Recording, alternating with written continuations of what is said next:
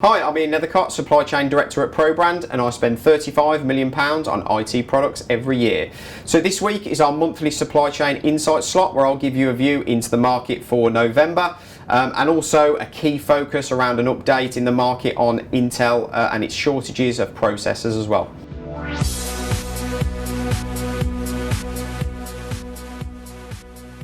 So we'll start with the good old price movements. So decreases peaked at 46,008 on November the 4th.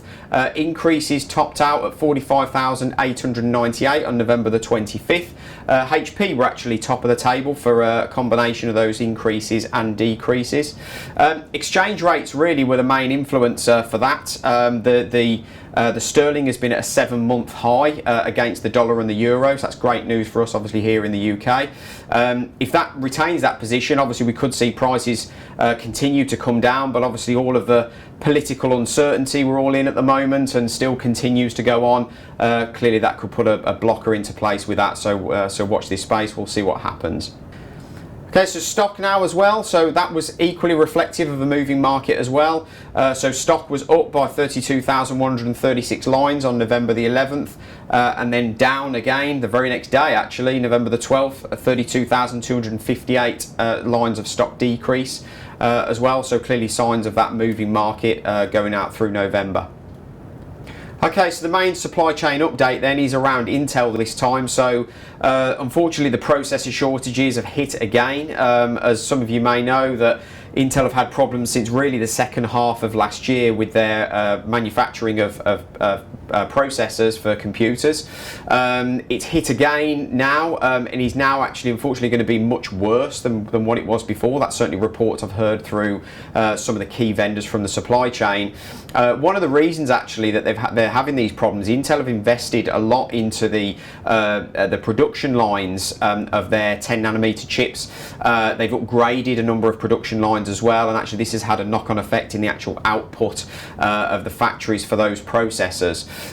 Intel are now trying to mitigate this problem. They've gone out to some of the foundries out there. There's actually not many of them. The two primary foundries out there are an organisation called TSMC, who are a Taiwanese-based manufacturer.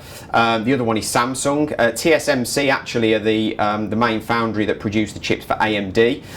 So I think Intel have clearly stepped away from that one, as their AMD are obviously their main rival.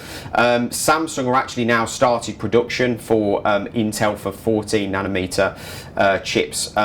So that's to help really Intel get over this hurdle of all of these shortages in the market. So Samsung can deal with that capacity, I'm told. So hopefully we'll see that improve at some point in 2020, but unfortunately we don't know yet when that will be. I've had reports that this shortage will continue right into Q2 of next year. So watch this space. We'll keep you updated on what goes on with that. In terms of the supply chain, the key vendors out there for client computing are really now filling the channel with AMD based stock, so to continue supply of computers. So expect to see a lot of stock flood the market with AMD, Ryzen processors and things like that.